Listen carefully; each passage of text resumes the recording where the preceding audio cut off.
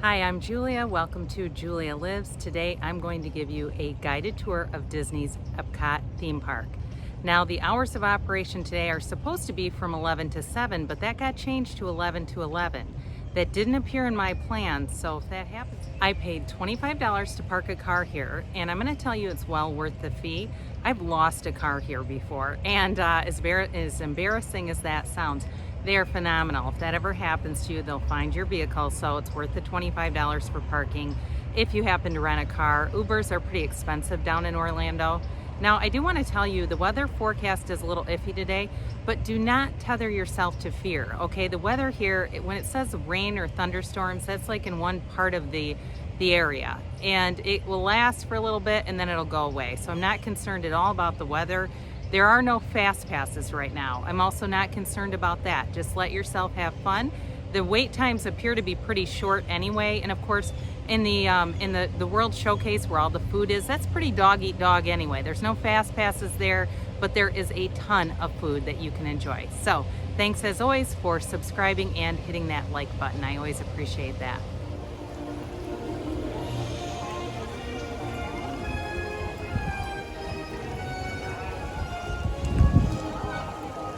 Thanks for visiting us today. For the health and safety of everyone, face coverings must fully cover your nose and mouth and be worn at all times, including when taking photographs. The exception would be when eating or drinking while stationary. Guests that do not comply will be asked. Epcot is basically divided into four areas. There's the Showcase Plaza, the World Showcase, which is in the back, and that is the area that has all the food. What you're seeing right here is Future World East with Spaceship Earth and Mission Space, and there's also Test Track. I don't have a video or footage of Test Track, but this is Mission Space that you're seeing inside of it. You can also do a character dining experience here in Future World West, and that has the Chip and Dale's Harvest Feast. I've eaten there before. It's kind of a family style. I thought the food was really good, and the characters were cute, of course. And then we're getting over into the Future World West area here. We're crossing over. Still in East, that is Spaceship Earth, but we're going to go and see the Nemo attraction here.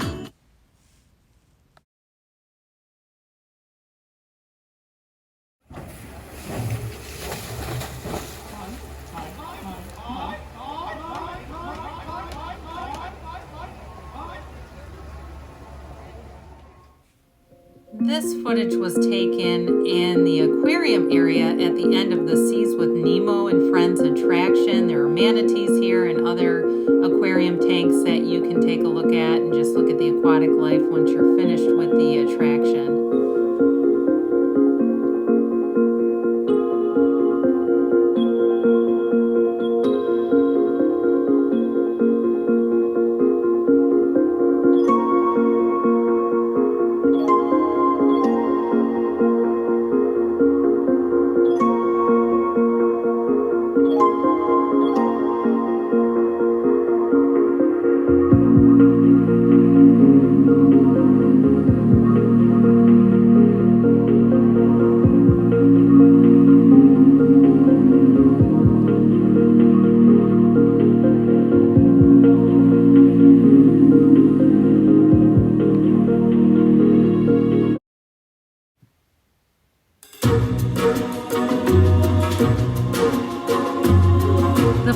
Was closed while we were there due to COVID-19, and so I don't know when that'll be reopening.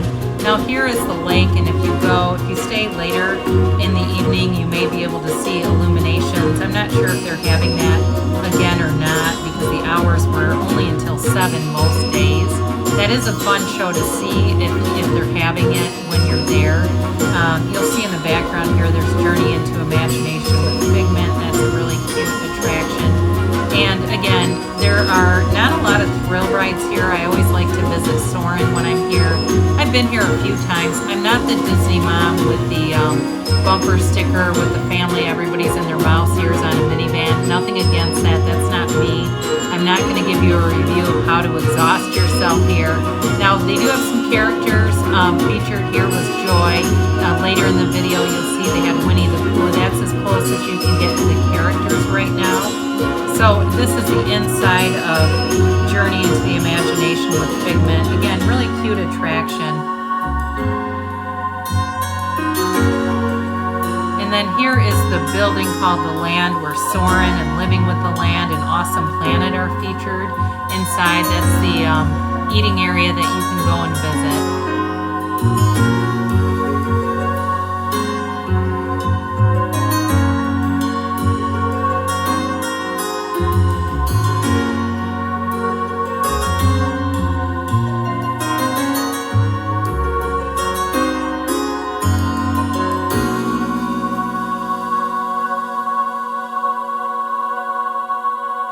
Now we're crossing over into the World Showcase here where all that wonderful food is. And so you begin with Mexico and then you go on to Norway, which you're seeing here. While we were there this time, we got the kringla and the troll horns from this bakery that you'll see, and those were excellent. I like to go over to the United Kingdom and get the fish and chips. That's really good. That's all the way on the other side. And there's a nice little dessert at that stop too. When I come here, I buy the food from the World Showcase. I don't mess around with things like popcorn and Mickey bars. Those are great, but you can get those at Magic Kingdom. So you'll see some of the pastries available and get an idea of the pricing here. So as you go around, you'll go from Norway over to China, to Germany and Italy, and then there's a whole area that has an American adventure, and you'll see that later on in the video here.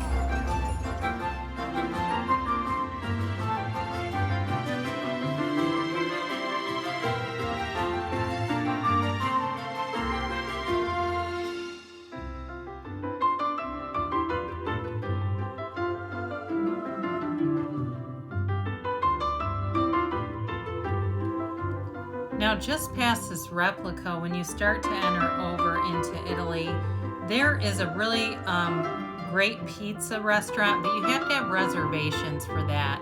So be aware of that when you go. If there's particular restaurants, it's right back there past that statue. If you're interested in, you may need to make reservations.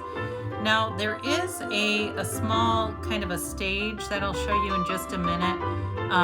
While we were there, they had an artist who was giving drawing tips for our buddy Tigger here. So that was what they were featuring while we were there, and you can stop if you're interested in drawing. It was fun to get those ideas of how to better draw Tigger. And then we head over into Japan. And so in this area, we decided to eat here this time and got some of the ramen, which you'll see in a minute. I think if I could do it over again, I probably would have stuck with my United Kingdom fish and chips.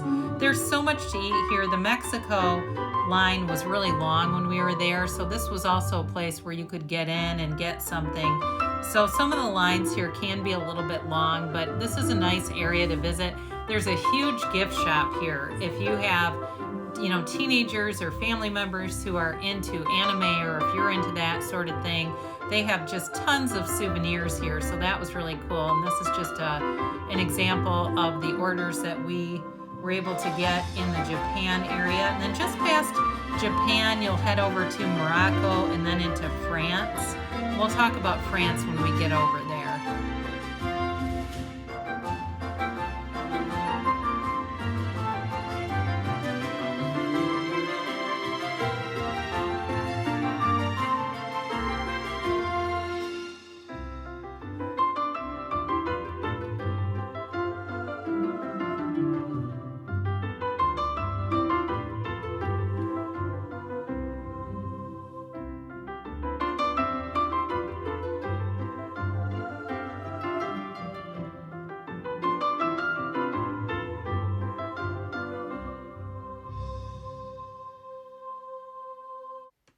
So just passing through Morocco, and you'll notice that these shops are all over the park. They're just little artisan shops, and you'll notice in the video there are some live artists creating things that you could purchase. So that's another neat feature here. And then as you enter your way over to France, there is a wonderful little patisserie, and it's kind of tucked back. I had not been there before. We actually had to ask where it was, but it had some of the best desserts I think I've ever had. They were fresh, they were delicious, they were definitely worth your time. And so in that area, again, there's no way to get a fast pass, but it was pretty easy to get through the line. Right now, I think the main issue is finding a table and somewhere to eat, but we were able to find something. So again, you may have noticed there were some of those artisans creating things. Just as you walk through, it's really a fun environment just to walk around and just casually take everything in.